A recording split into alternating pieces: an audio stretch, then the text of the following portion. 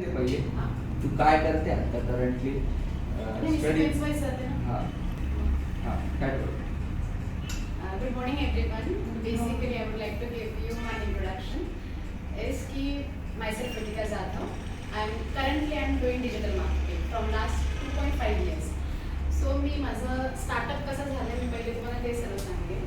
आणि so I was in Bosch company, Micro, you might have heard. मराठीमध्ये हां आमच्याकडे इंग्लिश नाही कोणाला. मी बॉशमध्ये होती. तर आफ्टर बॉश नंतर 6 मंथचं माझं वेकेशन होतं. तर आपण वेकेशन्समध्ये काही हॉबीज क्लास जॉईन करतो, कोणी काय ड्रायव्हिंग हे ते काही पण करतो. तसं मी 3 मंथ्स पहिले नॉर्मली रेस्ट घेतला. आणि नंतर मग माझे one of my uncle call me and tell that की एक क्लास आहे, इन्स्टिट्यूट आहे, तिथे काहीतरी ऑनलाईन शिकवतात वाटतं. His sentence was the same as I am telling you now, की तिथे काहीतरी ऑनलाईन शिकवतात, तर तू असे घरीच आहे काही, म्हणजे तू नॉर्मली तो क्लास जॉईन कर. तर आय वॉज लाईक की काय पण त्याच्यामध्ये, तर त्याला काय तेवढं माहिती नव्हतं. सो ही टोल्ड की हा नंबर आहे, यांना कॉल कर या इन्स्टिट्यूटला आणि ते तुला एक्सप्लेन करतील की एक्झॅक्टली पोर्टफोलिओ क्लासचा कोर्सचा काय आहे ते. मी सरांना फ्रायडे होता, मी सरांना कॉल केला आणि आय टोल्ड की सर माझ्या अंकलकडून मला रेफरन्स भेटला आहे तुमच्या क्लासचा, तर हे एक्झॅक्टली काय वगैरे. तर he told the full summary of the course which he might have told you guys also. पण तुम्हाला ते समजलं असेल. I was totally blank in it, की मला काही म्हणजे ठीक आहे, ओके त्यांनी सर्व 10-15 मिनिट सर्व सांगितलं. मी ओके फक्त एवढंच कळलं की ऑनलाईन मार्केटिंग कसं करतात हे ते आपल्याला शिकवणार आहे. ते कसं, कुठून, काय, कधी, ते काहीच नाही. मग मी लास्टमध्ये त्यांचं सर्व क्लासचं पूर्ण सांगितल्यानंतर मी त्यांना बोलली की सर ठीक आहे, पण मला माझं फेसबुक अकाउंटसुद्धा नाही आहे, एवढं माझं बेसिक आहे, म्हणजे माझं फेसबुकचं अकाउंट वगैरे पण नव्हतं. तर ते काय बोलले की you just relax, you come here, you sit, you will get idea about what exactly the course is of, आणि तुला सर्व कळेल, तू ये, चिल, जस्ट रिलॅक्स. तर आय वॉज लाईक की ठीक आहे, ओके, नो प्रॉब्लेम. मी माझ्या I told my one of my friend की असा कोर्स आहे, मी तर करते मंडेपासून राईट, तर तू आहे का interested. She lives in Sinnar. So she was like की ओके. तिने तर त्यांच्याशी कॉन्टॅक्ट पण नाही केला, ती डायरेक्ट आली. मग आम्ही डायरेक्ट मंडेपासून जॉईन केलं आणि she didn't even had laptop. So sir told की you guys relax, you come. He was too cooperative that I didn't have Facebook account. He told you come, you sit, you will get idea about what it is. She didn't have laptop. Sir told ki chill, I have laptop, I will manage it for you. You come, you sit, you will get to know what exactly it is. Our class was of 7 days.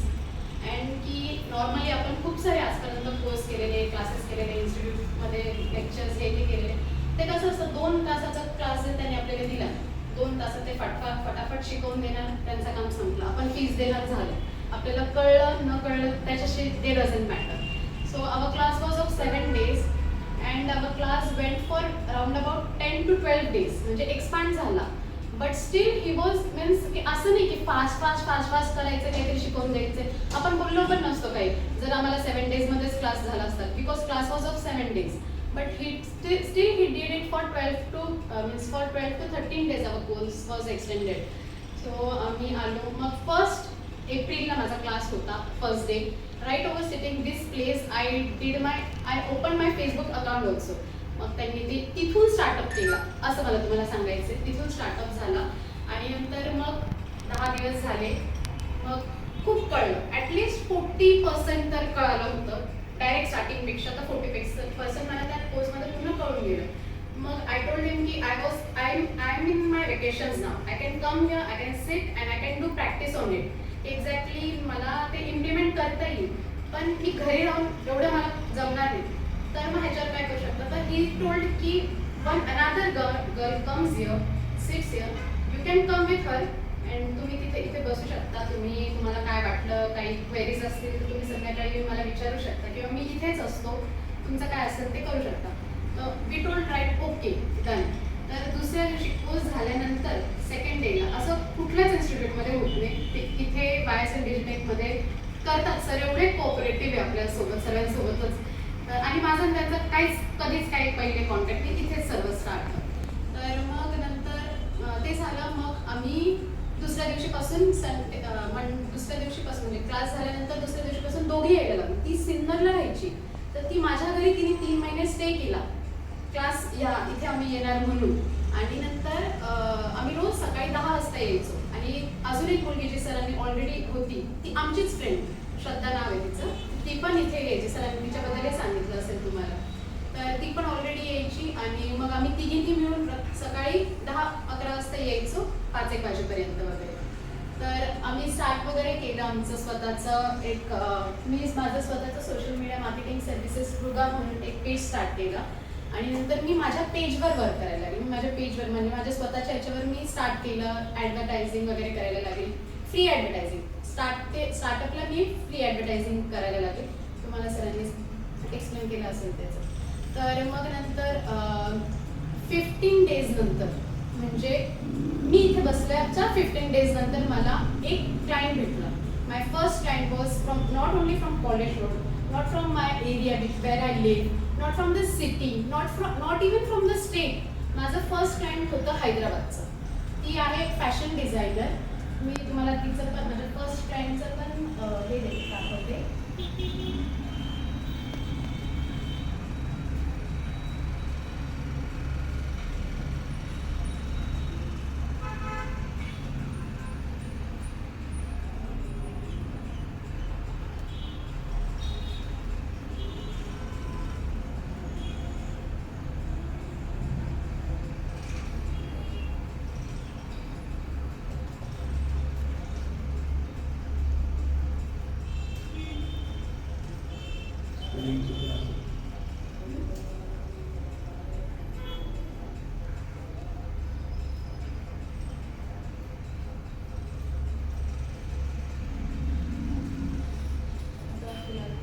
ही माझी first client आहे, हर्षा नुथर. मला कोणाचं म्हणजे मी कोणाची advertising केलेली नाही. 15 days नंतर मला हे फर्स्ट क्लायंट भेटलेलं स्टार्टअपला फर्स्ट क्लायंट. ही आहे हर्षा नुथर, फॅशन डिझायनर. तिचं लॅक्मे रॅम्पवॉक असतो ना, तर त्याच्यामध्ये तिचे क्लोथ्स डिस्प्ले होतात. म्हणजे असे तिचं बेसिक मी इंट्रोडक्शन दिलं. तर मग हिची मला करायचं होतं ॲडव्हर्टायझिंग फर्स्ट. आणि मला I didn't have any experience कसं करायचं काय करायचं. बट मला एवढं होतं की मी कुठे पण अडकली, मला काही पण जमलं नाही तर सर तर आहेच. त्याच्यामुळे मग मी तिचं घेतलं स्टार्टअप करायला. And still I am doing her advertising from that date to still today. Also I am doing her advertising on social media platforms. आणि after her I did one client from this Nashik itself. Appropriate solution म्हणून त्यांचं होतं. नोटचे जे machines असतात ना, note चेकिंगचे, तर त्यांची advertising केली. मग second client was that. Afterwards 1-2 महिने गेले, असं माझं स्टार्टअप झालं. स्टार्ट करता नंतर 2 महिन्यानंतर मला जो क्लायंट भेटला, that was not even from another state. He was from Canada, that is out of India. मग मी त्यांचं पण केलं. तर त्यांचं मी 2 महिने काम केलं. सर पण होते इथेच आपण असताना. आणि नंतर मग त्यांना मी शिकवलं की ऑनलाईन ॲडव्हर्टायझिंग कसं करतात. म्हणजे मी जे ह्यांच्याकडून शिकली होती ते मी दुसरं कोणाला आउट ऑफ इंडिया मी त्यांना ते शिकवलं, की सांगितलं की कसं करता काय करता. मी त्यांचे पेड ॲड्स वगैरे केले. मॅम तुम्ही सांगताय की क्लायंट्स मिळाले, हो, ते एक्झॅक्ट असं काय करून होतं पेजवर की ज्यामुळे ते माझं हे पेज होतं राईट. मी तुम्हाला ते एक्सप्लेन केलं. मग मी ते पेज माझ्या काही फ्रेंड्सला रेफर केलं. की ते पेज पहिले मी काय करते हे मी माझ्या आजूबाजूच्या लोकांना सांगितलं. किंवा मी सोशल मीडियावर मी स्वतः पोस्टिंग वगैरे करायला लागली की मी सोशल मीडिया मार्केटिंग सर्व्हिसेस करते. ओके, तर मग मी काही ग्रुप्स असतात फेसबुकचे, सरांनी तुम्हाला झाले ना फेसबुकचं, तर त्याच्यामध्ये त्या ग्रुप्समध्ये मी स्वतः सुद्धा ॲडव्हर्टायझिंग करते असं मी पोस्ट करायला लागले. तर ते इन द सेन्स की आपण एक बॅनर वगैरे पोस्टर्स बनवतो, तर ते मी त्यांना ते दाखवलं. खूप सारे जागेवर जिथे जिथे मला पोस्ट करता आल्या, जिथे जिथे ॲडव्हर्टायझिंग करता आली, फेसबुक, इंस्टाग्राम, तिथे मी ते स्प्रेड केलं. आणि ज्यांना रिक्वायरमेंट होती सोशल मीडियाची ते क्वेरीज करतात आपल्याला. असं करून मग ते स्टार्टअप झालं. असं करून मग ते ज्यांना इंटरेस्टेड होते त्यांनी मग पुढे विचारलं. मग मी सरांना विचारलं की एक्झॅक्टली मार्केट व्हॅल्यू काय असते. म्हणजे मी जर का बाहेर 2000 घेत असेल आणि आपण स्टार्टिंग घेता आपण 1000 घेऊ. पण असं नाही ना की 2000 येतं आपण डायरेक्ट 5-7,000 घेऊ शकतो. तर तो एक याचा पार्ट घेतला की एक्झॅक्टली पैसे वगैरे किती असतात, काय असतं बाहेर आणि कसं त्यांचं पण कसं करतात. सिम्पल होतं. आपण जर आपल्या प्रोडक्टची मार्केटिंग करू शकतो किंवा आपण आपल्या बिझनेसची मार्केटिंग करू शकतो तरच आपण दुसऱ्या कोणाच्या बिझनेसची मार्केटिंग करू शकतो. फक्त एवढं आहे की आपला बिझनेस आपल्याला माहिती आहे, समोरच्याचा बिझनेस आपल्याला माहिती नसतो, पण मग ते घेतल्यानंतर ऑटोमॅटिकली आपल्याला कळत जातं ना की काय एक्झॅक्टली. आता ड्रेसचं आहे तर ड्रेस तर आपण रेग्युलर लाईफमध्ये यूज करतोच, तर एक नॉर्मल येऊन जातं की जजमेंट की वुमन्स क्लोथ आहे तर जास्त करून वुमन्सला आपण टार्गेट करू, हे ते असं करून मग स्टार्टअप झालं. आपण आपल्या याची जशी ॲडव्हर्टायझिंग करतो तसंच ह्यांच्या याची पण ॲडव्हर्टायझिंग आपण करायची पुढे पुढे जाऊन. तर यांची ॲडव्हर्टाइजमेंट पेड केली होती का? यांची का नाही, अनपेड. मी आतापर्यंत जेवढ्यांची केलेली मोस्टली सर्वांची अनपेडच केलेली स्टार्टिंगला तरी. मग त्याच्यातून त्यांना रिझल्ट्स आले, मग तेव्हा ते बोलले की आता आपण पेड पण करू. जेव्हा आपण पहिले काहीतरी त्यांना दाखवू की आम्ही हे करतो, असं असं रिझल्ट आलेला आहे बोलण्यापेक्षा जेव्हा ते स्वतःहून बघतात तर ते स्वतः अजून पैसे देतील आपल्याला की हे पण घ्या आणि हे पण करा ॲडव्हर्टायझिंग. तर नंतर असं करत करत मी नंतर पुढे जाऊन कारचे पण केले. कारचं गॅरेज असतं त्याचं पण ॲडव्हर्टायझिंग केलं. त्यांचं असं होतं की आपली कार कुठे पण सपोज बंद झाली कुठे पण, तर ते आपल्याला टो वगैरे करून आणायची जर गरज नसेल तर त्यांचं स्वतःचे सिस्टम तिथे जाईल. त्यांचे एक गॅरेजचं व्हॅन होती, ती व्हॅन तिथे जाईल आणि ती तिथे रिपेअरिंग वगैरे करून येईल. तर त्याची सुद्धा ॲडव्हर्टायझिंग वगैरे मी केली. नंतर मग रुंठा ग्रुप ऐकलं असेल तर रुंठा ग्रुपचे 3 भाऊ आहेत ते. तर त्यांच्यात सर्वात मोठा भाऊ जो आहे त्यांनी रिटायरमेंट घेतली ह्या याच्यातून की आता मी हे जमणार नाही एजमुळे. तर त्यांनी त्यांचं भोपाळला ते आधी होते तर त्यांचं प्लॉट्स होते, प्लांट्स होते. तर मी इथे बसून त्यांच्या भोपाळचा प्लॉट तिथे सेल आउट केलेला आहे. इथे बसून right over here, setting right over here. आणि तेव्हा मी पेड ॲड केली होती कारण ते नाशिकच्या बाहेर होतं, प्लस ते तिथला एरिया आपण काय टार्गेट करू शकतो काय नाही ते आयडिया नव्हती. तर त्याच्यामुळे ते मी पेड ॲड केली होती. पण ते सुद्धा मी राऊंड अबाउट 8 to 10 डेजमध्ये फर्स्ट प्लांट त्यांचा जो की होता 28 lakhsचा, 28 lakhsचा होता, तो मी इथून सेल केला होता. आफ्टर दॅट मी स्वतः मग हळूहळू असं जर्नी पास होत गेली. आणि नंतर मग मी स्वतः एक जत्रा हॉटेल माहिती असेल, जत्रा हॉटेल अडगावला एक 3 BHKचा रो बंगलो होता. तर मग मी रो बंगलोचं पण ॲडव्हर्टायझिंग करायला घेतली की ठीक आहे okay I will do advertising of this. तर त्यांनी मला एक अशी ऑफर दिली की एक तर तू ॲडव्हर्टायझिंग कर, नंतर माझा टॉपिक क्लोज. नाहीतर मग तू असं कर की ॲडव्हर्टायझिंग करून जर सेल आउट झाला तर 2% कमिशन असतं, तर 1% commission will be his and 1% commission will be my. तर मला एक गॅरंटी होती थोडंफार की आपण पहिले एक प्लॉट केलाय, जर नाशिकमध्ये बसून आपण भोपाळचं करू शकतो तर नाशिकमध्ये बसून ऑब्व्हियसली आपण अडगावचं करू शकतो. तर मी म्हटलं की ठीक आहे, मी सेकंड ऑप्शनला प्रेफर करेन. फर्स्ट तुम्ही मला पैसे नका देऊ, मी माझं जर सेल आउट झालं तर मग मी 1% घेईन. तर ही वॉज लाईक की ओके. 1 महिना केलं त्याच्यावर मग ॲडव्हर्टायझिंग आणि ती होती free advertising. Market place option माहिती आहे? तर मार्केट प्लेस ऑप्शनवर मी केलं फ्री ॲडव्हर्टायझिंग. आणि नंतर मग त्याच्यामध्ये मी केलं आणि तो माझा फर्स्ट स्वतःचा पर्सनल रिअल इस्टेटमधला फर्स्ट असा एक्सपिरियन्स होता की मी तो जत्रा हॉटेलच्या इथला रो बंगलो सेल आउट केला. आणि आफ्टर दॅट मग असं स्टार्ट होत पुढे जात मग नंतर प्रॉफिट किती झाला त्याच्यामध्ये माझा प्रॉफिट झाला. तो प्लॉट होता 40, तो जो रो हाऊस होता, रो बंगलो होता, तो होता 42 lakhsचा. 42 lakhsचं 2% होतं 84,00,000. तर 1% त्याला 1% मला, तर मला प्रॉफिट होता 40,000. असं करून ते होतं माझं फर्स्ट रिअल इस्टेटचा क्लायंट, फर्स्ट रिअल इस्टेटचा प्रोजेक्ट. तर आफ्टर दॅट मग हळूहळू अजून करत गेली. अजून मला आता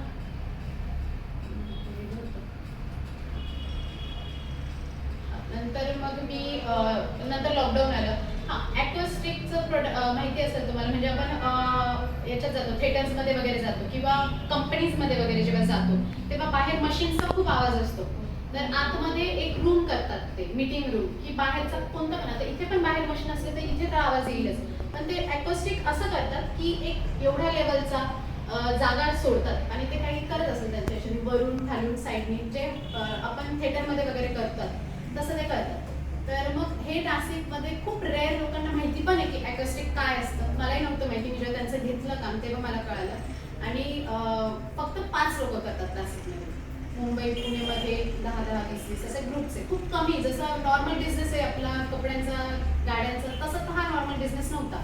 तर त्यांचं ते प्रोजेक्ट होतं की मी म्हटलं की ठीक आहे ओके नॉर्मल लॉकडाऊनच्या पिरियडमध्ये टफ लॉकडाऊन स्टार्टिंगला जेव्हा टफ लॉकडाऊन होतं त्या पिरियडमध्ये मी त्यांचं ॲडव्हर्टायझिंग करायला घेतलं आणि तेव्हा मी पेड आणि फ्री ॲडव्हर्टायझिंग दोघं केली आणि नंतर मग त्यांचं 1 महिन्यामध्ये 3 ते 4 क्लायंट्स त्यांना भेटले ॲकॉस्टिक करण्यासाठी थिएटर ॲकॉस्टिक करण्यासाठी.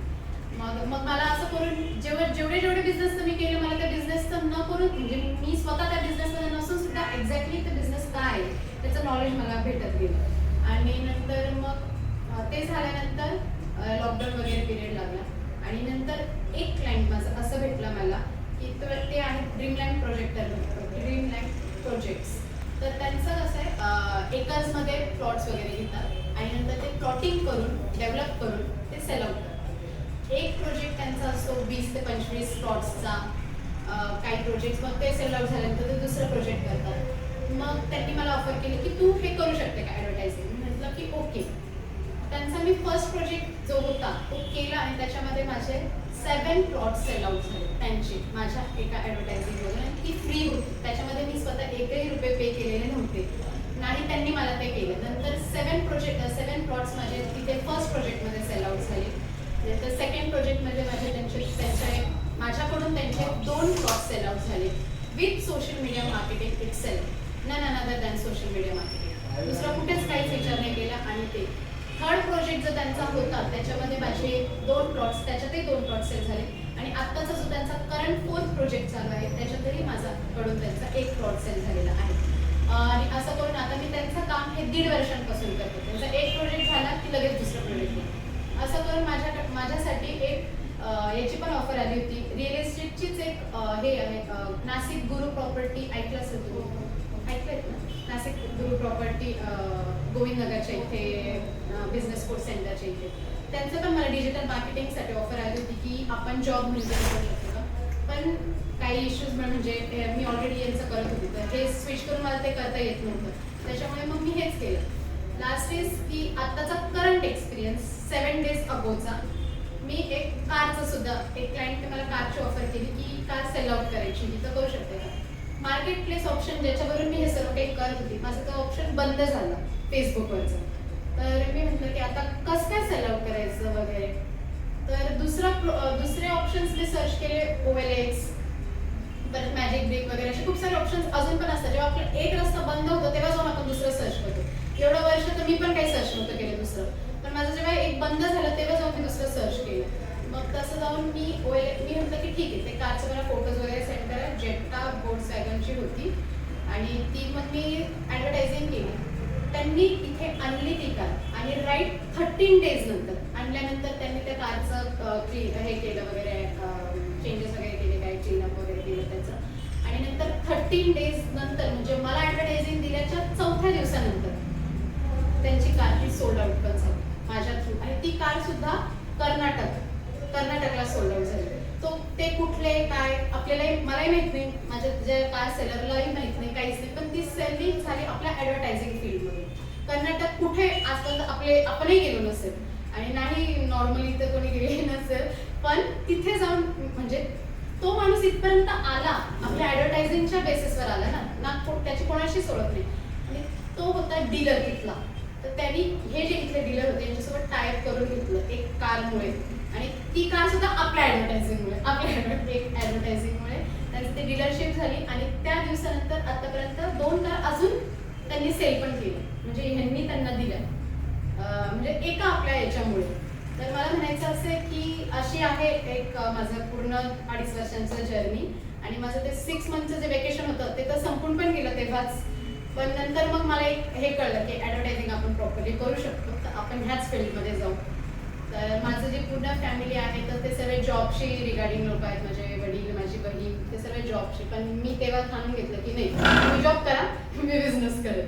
I am good in my business and I will do my business. ह्याच्यात अजून काय होत असेल तर मी ते करेल but I am good in business. आणि असं करून करून माझं हे पण वाटत गेलं आणि एक्सपिरियन्स पण 2.5 वर्ष झाले. 1 April 2019 to today is 20 September 2021. आजपर्यंत मी डिजिटल मार्केटिंग करते.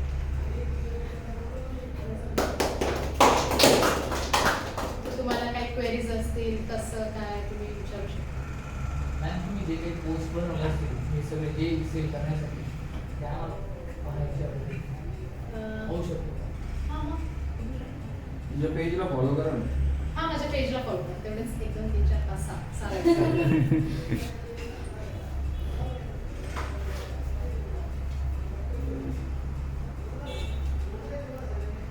म्हणजे तिचे अपडेट्स पण येत राहतील तुम्हाला. ती काय करते, ती कशा कशाची ॲडव्हर्टायझिंग करते, त्याच्यानंतर तुम्हाला पण क्लायंट सापडले तसेच. नाव काय होतं? भृगा भृगा टाकला तर लगेच तुम्हाला फर्स्ट सेकंड ऑप्शनच मला भेटेल. WRUG. आणि दुसरं याच्यात अजून मी एक सांगेल की मला स्वतःला पर्सनली ह्याच्यामध्ये जमलं नाही ग्राफिक डिझायनिंग. सरांनी ते शिकवलं कॅनवा वगैरे, पण मला ते जमलंच नाही. म्हणजे माझं ते जमायचंच नाही मला. तर मी एक क्लायंट केलं, ते पण त्यांनीच मला सजेस्ट केलं होतं प्रेम ग्राफिक्स म्हणून. तर मी फक्त क्लायंट्स घेते आणि ग्राफिक्स मी त्यांच्याकडून करून घेते. रायबा हॉटेल श्याम सुंदरच्या इथे रायबा हॉटेलचं पण ॲडव्हर्टायझिंग मी 6 महिने केलेलं आहे. परत सिपर चॉईस कॅफे इथे पण आहे, त्यांचे ब्रांचेस आहेत. सोमेश्वर आहे ना, तिथे पण त्यांनी सिपर चॉईस कॅफे स्टार्ट केलेलं आहे.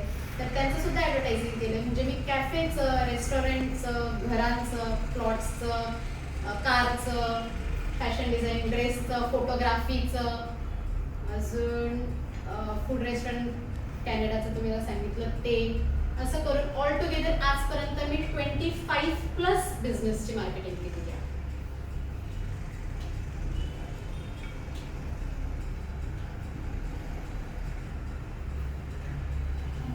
जेव्हा तुम्ही तुमच्या सर्व्हिसेस लोकांना ॲडव्हर्टाईज करत होते, तुम्ही कसं पिच करत होता ऑनलाईन? ऑनलाईन फक्त असं होतं या जाऊ दे सर, मी माझंच ऑन करते. काय हा मी माझंच ऑन करते. हा कर ना, काय प्रॉब्लेम नाही. इनकॉग्निटो विंडोमध्ये ओपन करा ते. ते शेवटचे बघ इकडे 3 डॉट्स आहेत बघ इथे. इकडे हा तिथे क्लिक कर, न्यू इनकॉग्निटो विंडो. बसून घे ना तिथे.